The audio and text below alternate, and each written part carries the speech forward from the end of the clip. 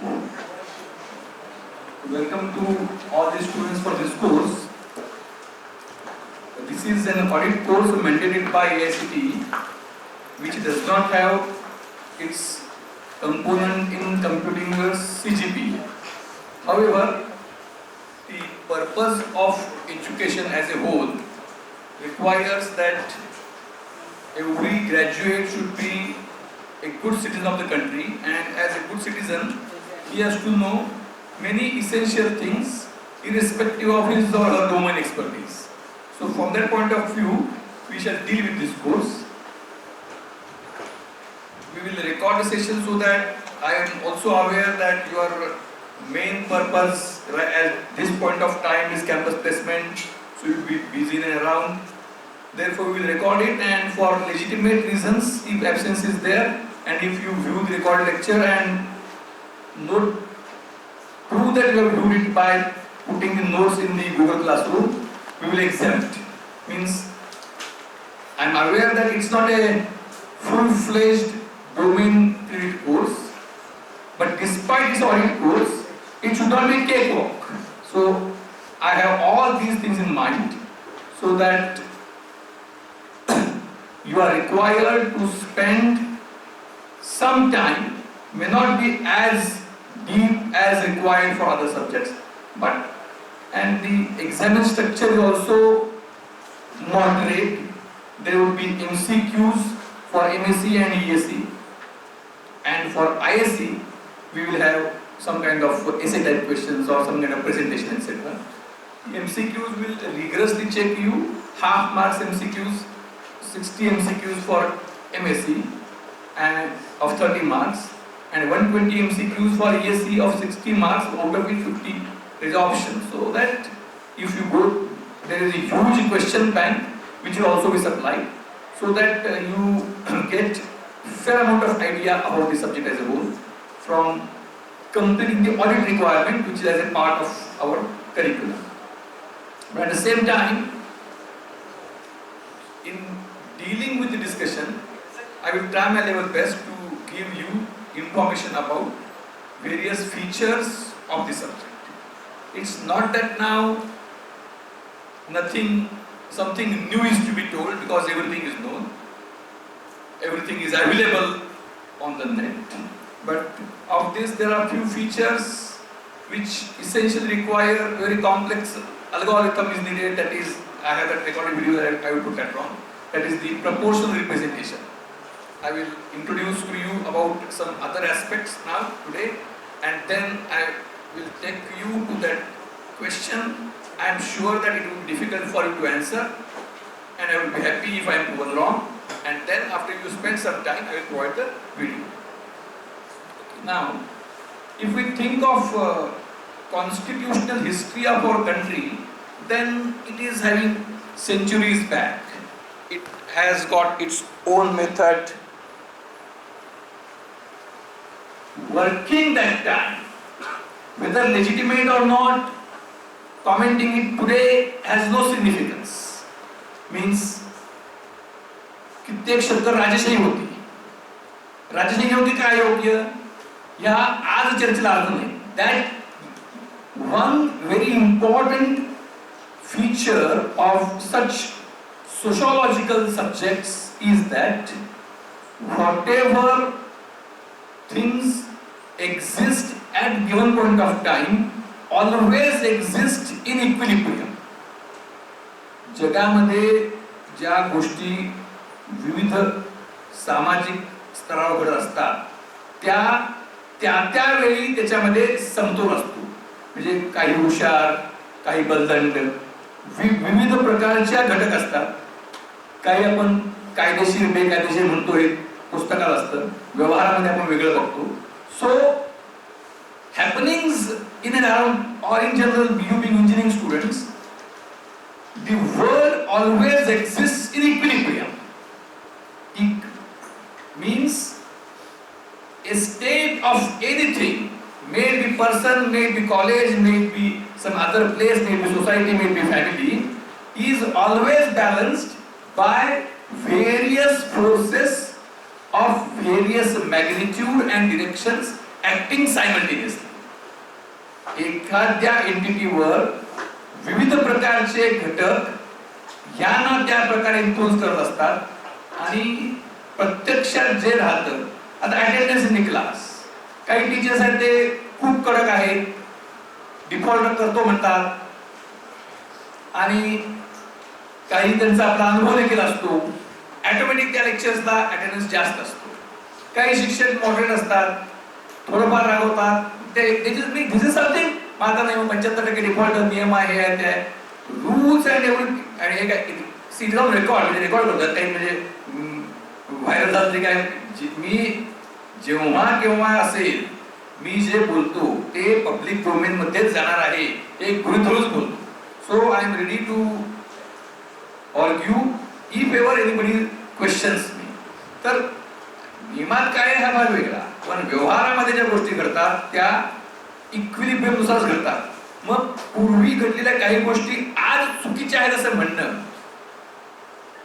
जुन्या काही प्रथा असतात, परंपरा असतात, टीका करणं, हे आज आपण करतो, पण त्यावेळी त्या काय घडत होत्या म्हणजे.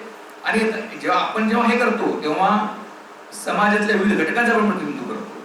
तर आपल्यामध्ये जेव्हा आपण अभ्यासात्मक बोलतो, तर अभ्यासात्मक बोलताना आपला कुठला बायस नसला पाहिजे.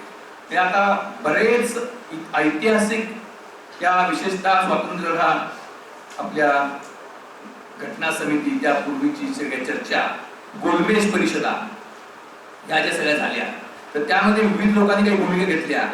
ते लोक एकमेकावर टीका करायचे, म्हणून मी काहीतरी त्यांच्यात एकावर टीका करण्यात त्या मी मोठा नाही. Especially if you now I would like to give you a very interesting example. That is the second roundtable conference in England, and it is known by Pune Pact. Pune करार म्हणून एक भारताच्या स्वातंत्र्याच्या मध्ये आणि या भारताची घटनात्मक व्यवस्था याच्यामध्ये पुणे करार हा एक महत्त्वाचा टप्पा आहे की ज्यावर गांधीजी आणि आंबेडकर साहेबांचे प्रचंड मतभेद झाले होते. तर आपण त्याचा तौंडिक अभ्यास करायचा आहे. परंतु आणि आपल्याला जगामध्ये सगळे रोबोटिक नसतात, सगळे रोबो असतील, ऑल रोबोज, ते पण AI बेस्ड नसतील. तर म्हणजे पूर्वी आपण काय म्हणायचो, ऑल मशीन्स थिंक अलाइक, पण आता ते पण नाहीये. AI बेस्ड असल्यामुळं even robots may think differently. पण ते आपण AI सोडलं तर all robots think alike, but these are individuals. Then individuals thinking alike has no significance. Then if it is so, then they are not two individuals. As the moment at which there are multiple individuals, different opinions are bound to be there. Then there will be churning of opinions, and one which prevails from all aspects at that point of time will be coming into reality. That may not be universally correct. Something which was seen to be correct at one point of time is seen exactly differently today. You are having an example of Russia. Imperialism, communism, then capitalist. So various features are there. Therefore, when we discuss, India is known for diversity. Diversity is prime feature of our country. So, because of diversity, everybody represents some or the other class in some or the other aspect. We cannot have a faceless communism, where in communism there is no individual existence. Every entity, every individual is taken as entity of factor production. Such things can't sustain. We are individuals. We have some kind of belonging, and because of that, when I study all these things from different perspectives, I may agree with few views of one. At the same time, I may agree with few views of the other. If I say that I entirely agree with either A or B, that is something that I am not analytical in my mind. त्या मग ती व्यक्ती किंवा विभूती पूजा सुरू होते, which is not expected even for those whom you said be entirely correct. Right? So we expect that we should apply our mind and try to analyze how things went ahead. We can have an historical review. So now that we start thinking of this constitutional evolution,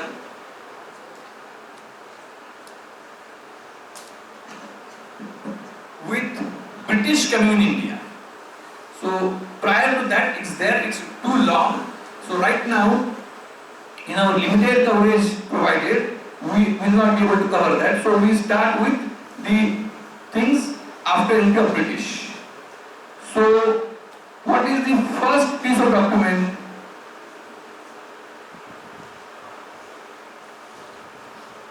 What is the first piece of document which can be said to be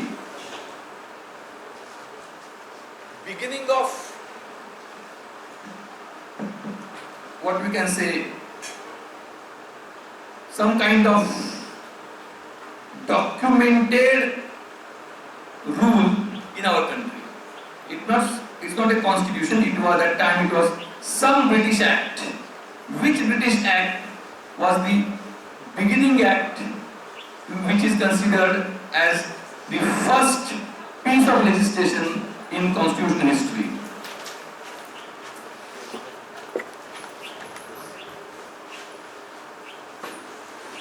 What is that?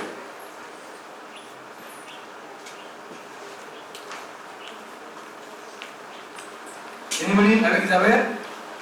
Those who might have studied something, maybe trying for UPSC or trying for some other examinations. What is that? When the rule of the crown, British crown, started in India,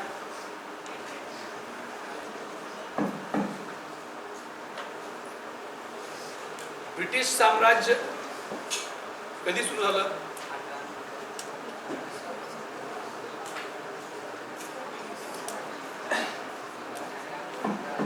When? What can be said to be the beginning of British rule over India? कधी? किती? 1800? It's 1858. त्याला काय म्हणतात? तुम्ही मराठी मध्ये राणीचा जाहीरनामा, British Queen's proclamation. What is significance of that?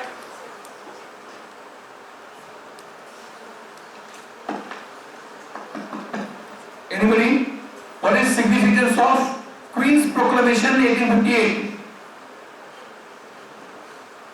Prior to 1858, what was the scenario? Prior to 1858, British government was directly not coming into picture. It was East India Company, but is it that there was no, means prior to 1858, whether any law was made as regards to management of affairs of India?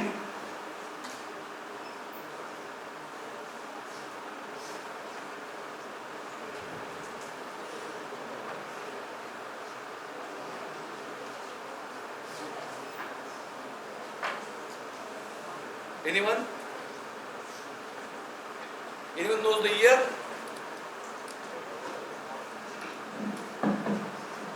If I state the year, can you state the name?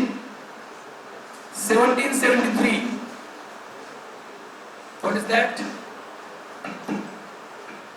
1773. माहिती कोणाच माहित नाही. ते होते इतिहासाच्या पेजमध्ये.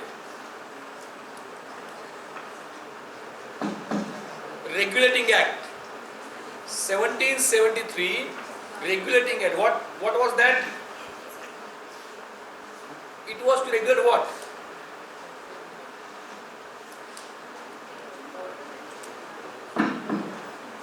It was East India Company which entered here and started ruling in proxy manner. And all the officers were private. I think this may not be needed. Enough, you can record enough with sound. All the officers were of private company. East India Company was a private company registered in England, and it had come here for some kind of business activities and started ruling our country as a proxy ruler. Being entire private company, obviously there was, if something is done over here and that creates some kind of bad reputation to the country, the Britishers thought that we need to regulate the affairs of East India Company. So that regulating act was to regulate the affairs of East India Company as far as their working in India is concerned. Then there was 1857 mutiny. Somehow it failed, and then that time Britishers thought that it is not wise, because that time they understood the significance, importance and the entire volume required for ruling our country, and then they thought that handing over it to a private company is not a good solution. Therefore they decided that directly the government of England should take over the affairs of our country. And then by Queen's proclamation they started ruling India officially. Then that time, what was the structure? Anybody is aware? What was the structure of what we can say governance in our country?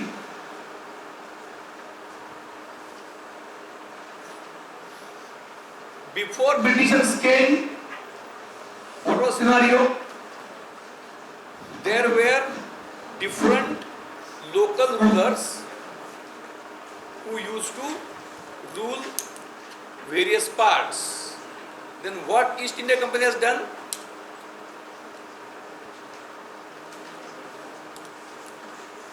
East India Company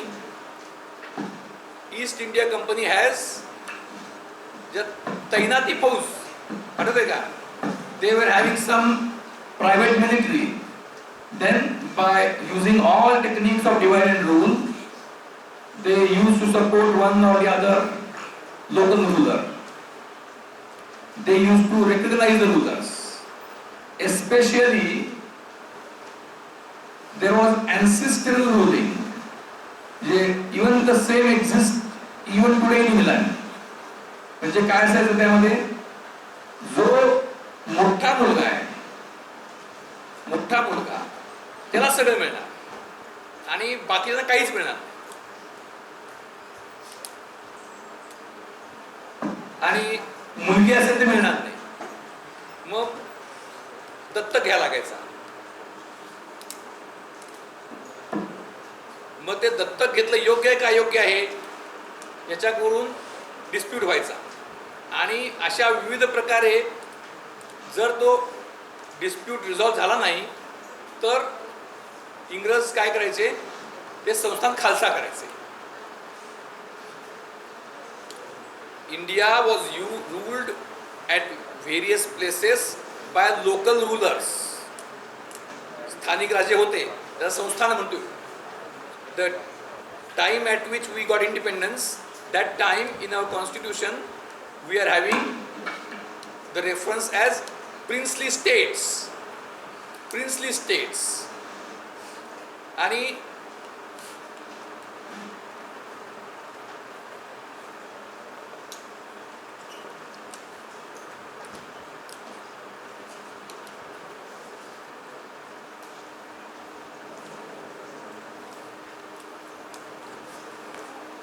we'll try with one more.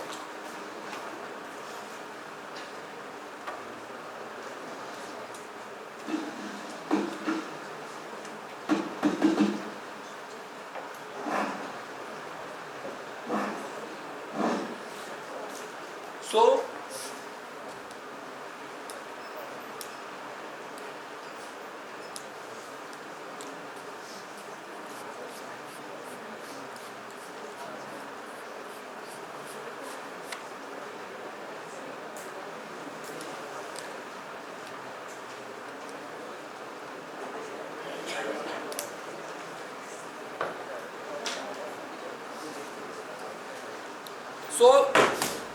India consisted of, means before Britishers came, every part of our country was assigned to some of the rulers. Again, that assignment was not continuous. Some parts here, some parts at some other place were under the jurisdiction of local rulers. Then what Britishers did? Britishers, for some or the other reason, dissolved these princely states, विशेषतः भांडण आणि तत्वारस नसणे, and then they took over it on their own. For example, we can consider, if we just take the situation of 1947, that time India consisted of 565 princely states, Sausthana, and other was called as British India. For example, if Sangli was a princely state, Miraj was a princely state, Kolhapur was a princely state, Budga was a princely state, but Satara and Pune, Satara was dissolved, so it was under direct British rule. Then the British area was divided into, म्हणजे ज्याला आपण आज राज्य म्हणतो त्याला पूर्वी प्रांत म्हणायचे, called provinces. India had various provinces and princely states. Each province was having a governor, and as a whole, appointed by British, there was one Governor General. It was Governor General for British India, and for princely states, there was king for every state, and the same Governor General was having another name as Viceroy. That is, the king is in British, and Viceroy is the representative of Her Majesty in India. That was Viceroy. So Governor General come Viceroy. The Indian princely states were completely free for administration of their own affairs. म्हणजे भारतामध्ये पारतंत्र्य होतं ते बऱ्याच भागाला लागू नव्हतं. जी संस्थानं होती त्या संस्थानामध्ये currency, external affairs, communication and defence, संरक्षण, दळणवळण, चलन आणि परराष्ट्र व्यवहार हे सोडलं तर बाकी सर्व हे ते संस्थानिक त्यामध्ये पूर्णतः स्वतंत्र होते. संस्थांचा कायदा, संस्थांमधले गुन्हे, त्याच्यावरची शिक्षा, each and everything was completely in the hands of king. आणि फक्त पॅरामाउंटन्सी म्हणजे किंगनी काय करायचं, व्हॉइस राहायचं, आधिपत्य मान्य करायचं, आणि चलन, दळणवळण, संरक्षण आणि परराष्ट्र व्यवहार ह्याच्यामध्ये it was used to be taken over by the British rulers and everything else by their own. There was some provision to appoint an agent, viceroy, just to keep the watch on how functioning is being done. Used to appoint an agent in these princely states. And in British India, it was directly under the governor, various provinces under the governor. Just like today we have got various union territories. Now you might have heard about a heated debate in parliament, especially in Rajya Sabha, on Delhi Services Bill. Right? So India that time was having provinces, princely states and chief commissioners provinces, just like union territories, say Andaman Nicobar, etc. So Delhi historically was a state. It was made again union territory, and then in 1991 again the demand for statehood was increasing. Therefore, it was given a separate status. So if a question is asked, what is Delhi? Delhi is a state or union territory?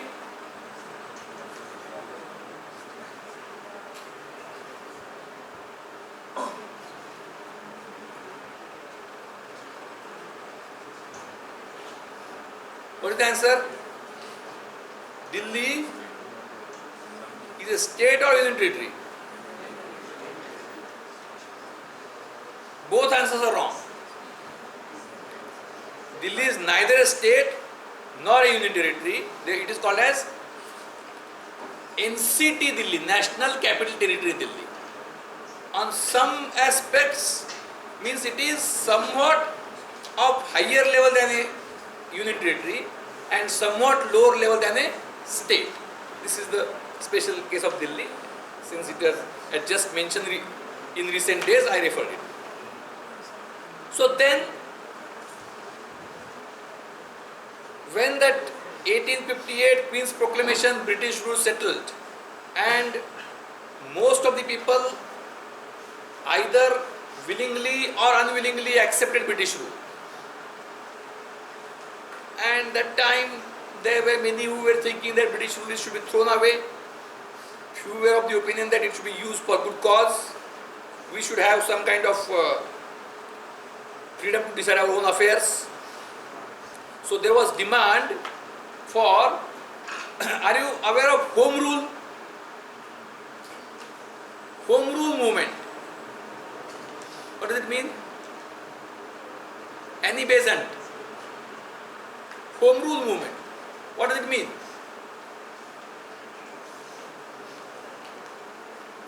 Even at initial stage, the demand was not for complete independence. When it was made first, demand for complete independence. When it was raised, not demand. When demand for complete independence was raised for the first time,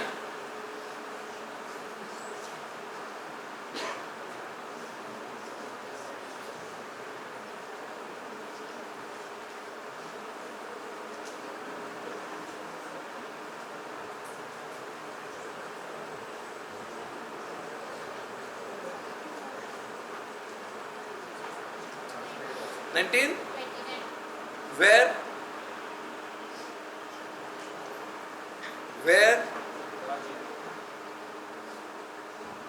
you are very close. Lahore. For the first time, the demand for so prior to that, what was the demand? Home rule or dominion independence means British rule will remain and we should be given the authority to decide on certain matters, not all matters, certain matters. So, what was the first act by which some kind of representation was given in the bodies in various provinces, which used to enact the laws? What is that act? The Councils Act. Councils Act. That is in 1892. In 1892, some kind of representation was given to Indians in the Governors' Councils. Legislative Assembly म्हणत नव्हतं. Governors' Councils means there used to be a body called as Governors' Council, which included many people appointed by the governor and few people elected by the electorate. But remember, if a question is asked, especially if we go through the history of democracy as a whole over the world, what is the first thing called as जागतिक पातळीवर लोकशाहीतलं पहिलं पाऊल अलीकडच्या म्हणजे आता खूप प्राचीन मधला आत्ता तो अभ्यासाला घ्यायला नको, आधुनिक जर आपण म्हणलं आधुनिक लोकशाहीच्या टप्प्यातलं पहिलं पाऊल काय समजलं जातं आंतरराष्ट्रीय लेवलला? कुठलं? No, not France. नो. कधी? नाही, इंग्लंडमध्ये मॅग्ना चार्टा. राईट? कधी मॅग्ना चार्टा?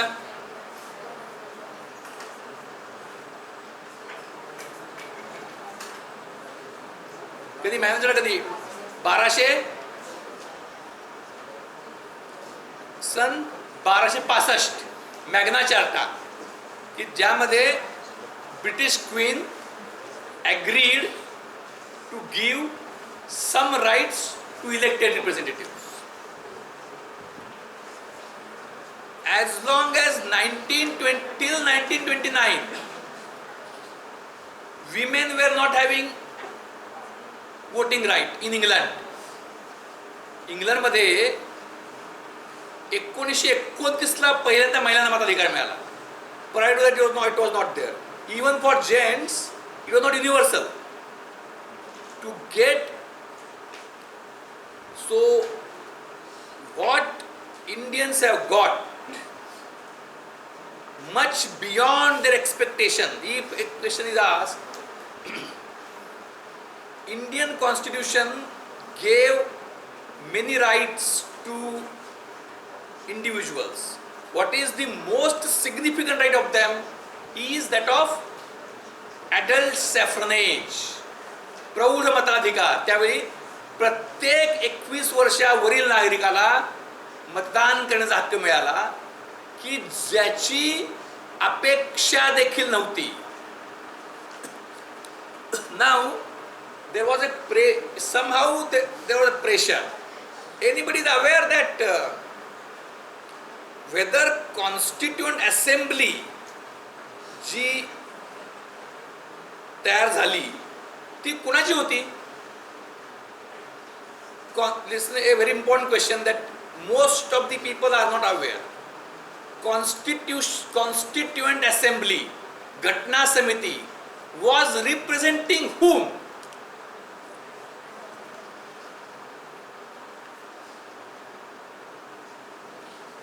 तर किती प्रतिनिधी होते घटना समितीवर? How many representatives were there on Constituent Assembly? किती होते? गुगल मध्ये किती होते? 93 नाही, 389. कधी 389 कधी? On which date it sat for the first time in session?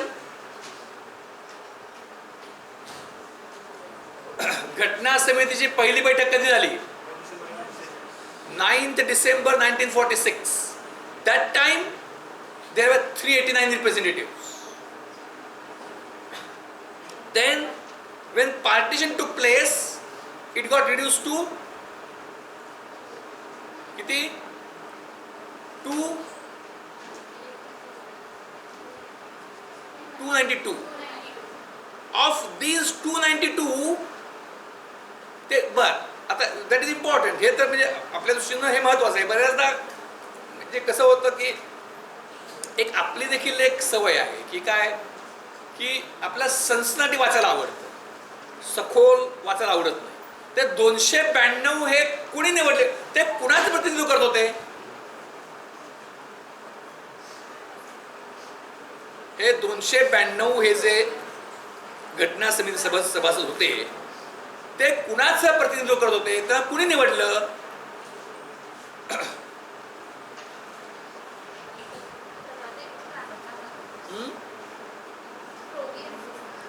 Various provinces elected them.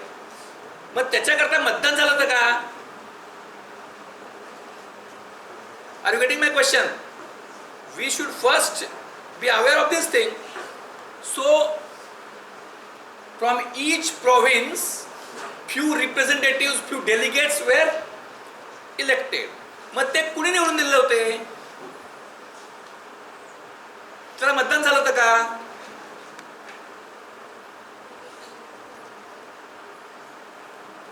Is the question clear? बर, त्यात अजून एक पुढचा हे आहे. 292 पैकी 93 कुणाचे होते? 199 used to represent various provinces in British India, and 93 were representing princely states. मग प्रिन्सली स्टेट्सचे जे होते ते कुणी दिले होते निवडून?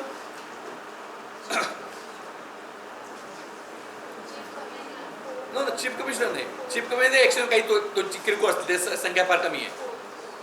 93 जे होते, 93 representatives were elected by, were representing princely state. मग ते कोण निवडून दिलं ते का? ते कुणीही निवडून दिले नव्हते. तर they were appointed by whom? They were appointed by rulers of the princely states.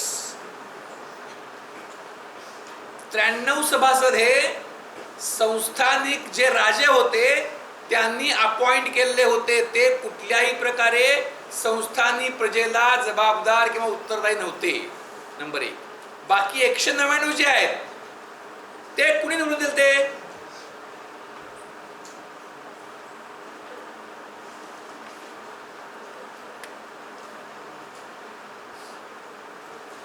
प्रत्येक ब्रिटिश प्रांतात, each British province represented few. कसे? प्रांत जेवढा मोठा तेवढा सभासद जास्त. त्या बॉम्बे प्रॉव्हिन्स, युनायटेड प्रॉव्हिन्स म्हणजे उत्तर प्रदेश, असे वेगळे प्रॉव्हिन्स होते. पण त्याच्याकरता निवडणूक झाली नाही. तर 1946 एक निवडणूक झाली. ती कुठली?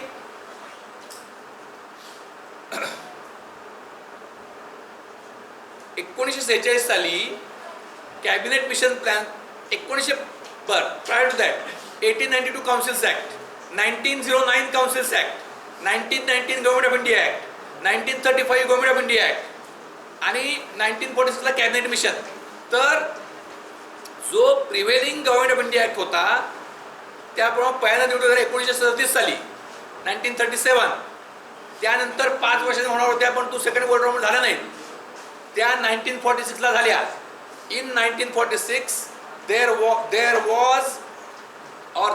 was a general election for various legislative assemblies in different provinces. त्या विधानसभांनी, the provincial assemblies elected the delegates to be part of the constituent assembly. त्या म्हणजे आता जे राज्यसभेवर विधानसभाहून निवडून जातात प्रतिनिधी, महाराष्ट्रात जातात 20. दर 3 वर्षांनी 7 आणि 2 नंतर 2 वर्षांनी 7, 6, 6 असं राज्यांनी घटना समिती, राज्य प्रांत म्हणजे प्रोव्हिन्स, प्रांतांच्या विधानसभांनी प्रतिनिधी घटना समिती निवडून दिले. ते विधानसभेचे प्रतिनिधी झाले. म्हणजे आपलेच का?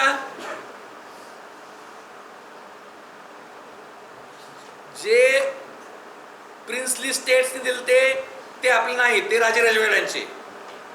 बाकीचे दिले विधानसभांनी. मग विधानसभांनी दिले प्रतिनिधी आपले का? होय का नाही?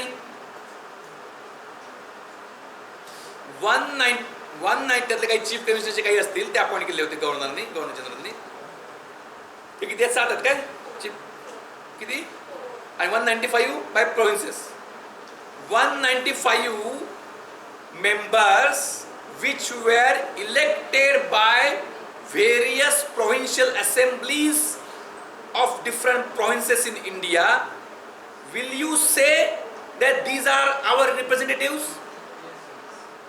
When can you say yes?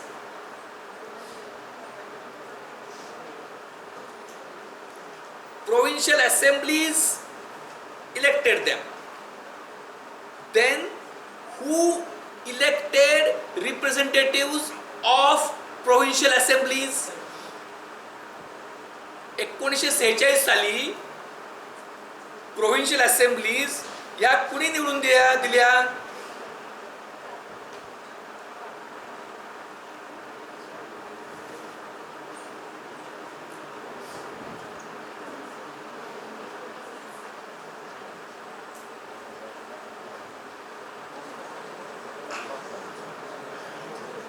Who?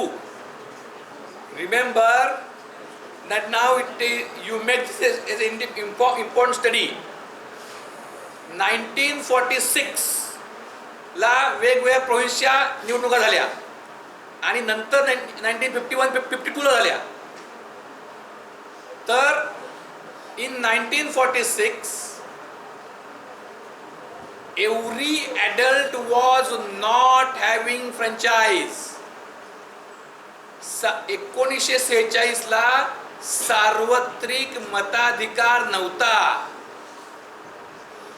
46च्या विविध प्रांतांच्या विधानसभा ह्या त्या काळातील काही अतिलब्ध प्रतिष्ठित मंडळींनी निवडून दिलेले प्रतिनिधींच्याच होत्या. म्हणजे टॅक्स भरणारे, काही जमीन घर नावावर असणारे, ठराविक एज्युकेशन क्वालिफिकेशन धारण करणारे एवढेच मतदार होते. तुम्ही एकदा आता गुगलवर तर सगळं मिळतं. तर 1946 साली लोकसंख्या किती आणि त्या लोकसंख्या साधारणतः आता 18 एज असेल, 18 मतदानाचं, तर लोकसंख्या आणि मतदारांचं प्रमाण हे 8:5 असतं. म्हणजे एखाद्या एरियाची लोकसंख्या 80,000 असेल तर 50,000 मतदार असतात. जेव्हा 46 साली 21 वर्षाला पहिल्यांदा गट 21 वर्ष मतदान अधिकार दिला.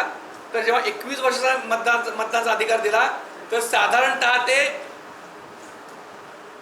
55%, 60% आहे, तर 55% असं मतदानाचं प्रमाण होतं. म्हणजे लोकसंख्या जेवढी असेल त्याच्या 55% लोक हे मतदार असायचे. आता 8 पैकी 5 असतात, म्हणजे 60% असतात, 160%. तेव्हा 21 वय होतं.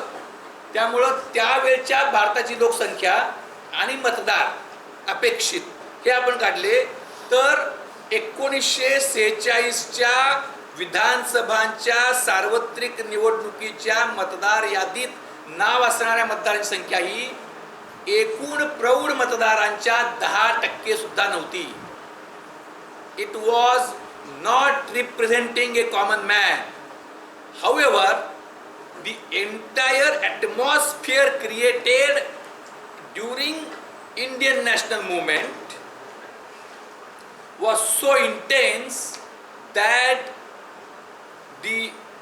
in fact, the Constituent Assembly has devolved the power. म्हणजे कॉन्स्टिट्युएंट असेंब्ली घटना समिती ही काही ठराविक मक्तेदारांचं प्रतिनिधित्व करत होती.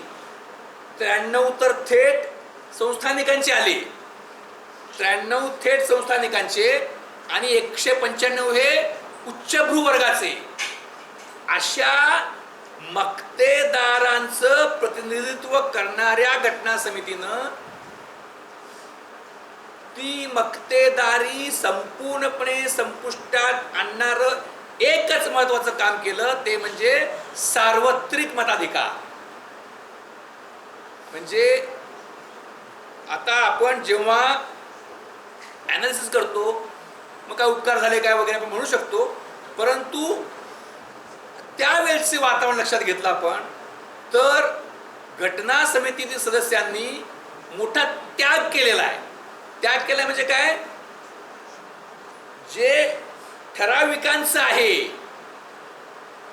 ते त्याच ठराविकांच्या प्रतिनिधित्व करणाऱ्या बॉडीनं सर्वात वाटलेला आहे. त्यामुळं बाकी किती बरोबर किती चूक, त्यात हे चुकलं मग घटना दुरुस्ती इतक्या का लागतात, भरपूर डिबेटेबल विषय आहे. परवाच रंजन गोगोईंनी म्हणले ex chief justice basic feature म्हणजे काय हा सुद्धा डिबेटेबल आहे. खूप तो एक मोठा संशोधन विषय आहे. पण irrespective of all that, a single what we can say memorable act of Constituent Assembly is that it has made huge sacrifice. कारण त्यांना माहित होतं हे जे आपण करतोय त्यामुळं आपली मक्तेदारी हळूहळू संपुष्टात येणार आहे. ज्या क्षणी प्रौढ मताधिकार मान्य केला त्या क्षणी मक्तेदारी संपुष्टाला प्रारंभ झाला, परंतु तो मान्य झालेला आहे. कारण त्यावेळी आणि म्हणून जेव्हा आपण ॲनालिसिस करतो तेव्हा मी गांधींच्यावर हेही लिहिलं, अतिशय मार्मिक विश्लेषण देखील केलेलं आहे. तर लिडरशिपचे 2 एक्झाम्पल्स मी नेहमी देतो. एक प्रभू रामचंद्र आणि दुसरे महात्मा गांधी. का प्रभू रामचंद्रची आख्यायिका आहे प्रत्यक्षातली, ते जो वानर जो आपण सेतू म्हणतो राम सेतू, तर असं म्हणलं जातं की तो वानराने उभा केलेला आहे. भारत आणि श्रीलंका मधला जो सेतू आहे तो वानराने उभा केलेला आहे. म्हणजे वानरासारख्या कुठल्याही प्रकारचं स्किलसेट नसलेल्या समूहाकडून असं संस्मरणीय कार्य राम सेतू उभा करणे हे खूप प्राचीन झालं. आणि अलीकडच्या काळातलं गांधींचं वैशिष्ट्य काय, मी again is on record, even if it may go viral, I am able to justify each and every sentence which I utter. I stand by it. गांधीजींचं विषय आपल्याकडे प्रचंड नेते आहेत, प्रत्येकाचा इट्स ओन सिग्निफिकन्स आहे, परंतु गांधीजींचं लोकत्रपणाचं जे गमक आहे ते खूप वेगळं आहे. तर ते काय आहे की गांधीजी जे सांगायचे, जे काही ते बोलायचे, ते साधारण ते ऐकल्यानंतर 100 पैकी एखाद्याला कळायचं. गांधी जगातल्या विविध घटनांवर गांधीजी यांची वेगवेगळी मासिक होती. हरिजन नावाचं मासिक होतं, यंग इंडिया नावाचं मासिक होतं, त्यात ते लेख लिहित असत. तर गांधीजींनी जे लिहिलंय किंवा जे बोलतात त्यांचं जे मत आहे ते गांधीजींचं मत कळेल ते 100 एखाद्याला कळायचं.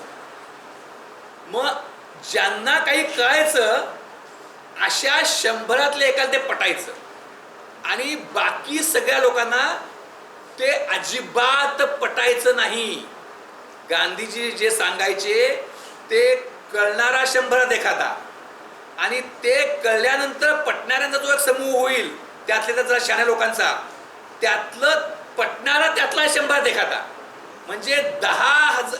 गांधीजींनी जे सांगितलंय ते नेमकं काय आहे हे कळणारा आणि पटणारा 10,000 एखादा होता. 10,000 एखादा. त्यावेळची आपण 10,000 एखादा, 10 लाखात 100, 10 कोटीत 10,000. त्यावेळची जो गांधींचं साधारणतः आपण हे म्हणतो पीक पिरियड 1920 ते 28 पर्यंत, त्या काळात समजा आपण अनडिवायडेड इंडियाची जरी लोकसंख्या धरली तरी 35 कोटी होती. तर त्या 10 लाखात 100, 10 कोटी 10,000, एक 30 अख्ख्या भारतात 30-35 हजारच्या वर गांधीजींचं मत कळून पटणारे लोक नव्हते. तथापि त्यांनी एक हाक दिली की काहीही कळत नसताना त्यांच्या मागे जाणारा प्रचंड समूह होता. म्हणजे जेव्हा आपण आता सगळीकडं म्हणजे इन्फॉर्मेशन एक्सपोज झाल्यामुळं मग ते कसं चुकले, हे अधिक कसं बरोबर होते, यांचं कसं सायंटिफिक आहे, तर गांधीजींचे समकालीन असे बरेच मेथॉडिकल हायली स्टुडियस लोक होते, परंतु गांधीजींना जे ब्लाइंड असेल फॉलोईंग मिळालं तितकं फॉलोईंग अन्य कुणालाही मिळालेलं नाही. हे वास्तव आहे. आणि त्यामुळं हे एक गांधीजी ही एक जादूच आहे. कारण आणि इव्हन त्यामध्ये असं होतं, विनोबा भावे हे गांधीजींच्या मतांचं अतिशय तर्काच्या पातळीवर मोजून मापून विश्लेषण करणार. म्हणून नंतर 1941 मध्ये गांधीजींनी युद्धकाळामध्ये सत्याग्रह स्वरूपात फरक केला आणि वैयक्तिक सत्याग्रह, एकट्याने सत्याग्रह करायचा असं त्यांनी नवीन थीम काढली होती. त्यातले पहिले सत्याग्रह म्हणून त्यांनी विनोबा भावेंना ठेवलं होतं. तर विनोबा भावेंना सुद्धा असं लक्षात आलं की गांधीजींच्याकडे एक दैवी देणगी, म्हणजे ते जे बोलतात ते कितीही वेग असलं तरी देखील मी एका त्याची तर्काच्या कसोटीवर पार करायला लागलो की त्यानंतर ते योग्य आहे असं मला देखील जाणून येतं. त्यामुळं आता पुन्हा जेव्हा आपण आज असं म्हणतोय की विज्ञानाचा अतिरेक झाला, गांधीजी त्याच्या विरुद्ध होते, तर आज विज्ञानाच्या अतिरेकामुळं सोशल मीडिया किंवा कंटिन्युअस स्क्रीनसमोर, त्यामुळं जी एक आज नाही कदाचित आणखी काही वर्षांची जी एक disorder in human being itself जी डेव्हलप होती आहे, तर ती त्यांनी कदाचित निवसेज केली असावी असे पण म्हणू शकतो. त्यामुळं एक खूप मोठं तो इतिहास आहे. आणि ते जे वातावरण निर्माण झालं आणि नेहरूंचं देखील फार हे आहे, ते सुद्धा आपण आज जे आपण भाषण ऐकतो इकडं तिकडं एखादा टीका करतो म्हणून आपण टीका करणं आपला तो दर्जा नाही. तर नेहरूंचं असं होतं की नेहरू हे त्यांनी तुरुंगवास भोगला आहे, बरोबर आहे, परंतु ते अतिशय छान छौकी राहायचे. असं म्हणतात की त्यांचे कपडे इंग्लंडला इस्त्री करायला, अशी आख्यायिका आहे, इंग्लंडला इस्त्री करायला जायची आणि पुन्हा इस्त्री करून ते मागवायचे, असे आख्यायिका आहे. पण म्हणजे कुठल्याही प्रकारे, म्हणजे एकंदरीत त्यांचा तुम्ही औरा बघितला तर ते कुठल्याही प्रकारे सामान्य भारतीयत्वाचं प्रतिनिधित्व करत नव्हते. परंतु असं जरी असलं, शेवटी आता व्यक्तिपूजा बरोबर का चूक हा अनादिकालापासून चाललेला विषय आहे. किती जरी आपण म्हणालो व्यक्तिपूजा ही चुकीची आहे, तरी सर्वसामान्य समाज व्यक्तिपूजक असतो.